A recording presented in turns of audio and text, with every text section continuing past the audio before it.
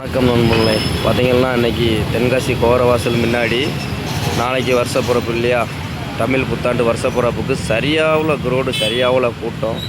நானே ஜாமான் வாங்குறதுக்காக கிட்டத்தட்ட 1 மணி நேரம் 1.5 மணி நேரத்துக்கு மேலே வெயிட் பண்ணி தான் ஜாமானை வாங்கியிருக்கேன். இப்போ என்னென்னா பைக்கு இங்கே நிற்கி வெளியே எடுக்கிறதுக்கு வழி இல்லை. கிட்டத்தட்ட வண்டியை பாருங்கள், சரியாவில் கூட்டம் தென்காசி கோரவாசல் முன்னாடி. எதுக்கு மக்கள் டைம் ஒதுக்குறாங்களோ இல்லையோ, தமிழ் புத்தாண்டுங்கிறதுக்காக நாளைக்கு சாமி கும்பிட்றதுக்காக ஏகப்பட்ட க்ரௌடு, நல்ல கூட்டம். ஃபுல்லாகவே பூஜை ரூம்புகள், பூஜைக்கு வாங்கக்கூடிய ஜாமான்கள் வாங்கக்கூடியது தான் கூடுதல். பூக்கடை, பழக்கடைகள், ஸ்வீட் கடை, இதுதான் அதிகமான கூட்டம் இருக்குது. பாருங்கள், அவ்வளோ வண்டியும் பிளாக் ஆகி நிற்கி எங்கே போகனே தெரியலை. இது கோரவாசலுக்கு ஆப்போசிட் முன்னாடி உள்ள ரோடு.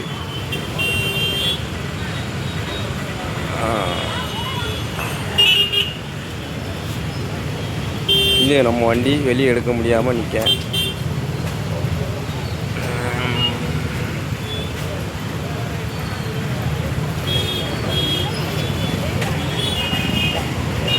எப்படி போக போகிறாங்கன்னு எனக்கே தெரியலையா. ஏதாச்சும் ஒரு ஆளாச்சும் ஒதுங்கி போகணும். இந்த ஆட்டோ நின்று ரோட்டை மறைச்சிக்கிட்டு நிற்கி, பைக்கு இவ்வளோன்னு குமிஞ்சு போய் நிற்காங்க. ஒதுங்கினா தானே அடுத்த ஆள் போவாங்க. எங்களுக்கு வழி இல்லை. சரி, வெளியே கிளம்பட்டோம். அப்படியே ஸ்டெப்பாக வராங்க. வந்ததுக்கப்புறம் அப்படியே நம்மளும் வெளியே போயிட வேண்டியதான்.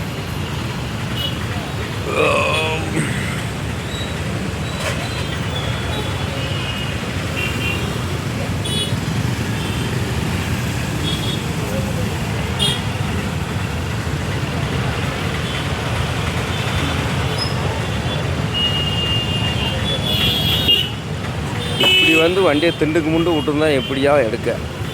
இந்த வண்டியெல்லாம் சம்மந்தலாமல் 2 கரோடு ஆக்கிக்கிட்டு இருக்கு.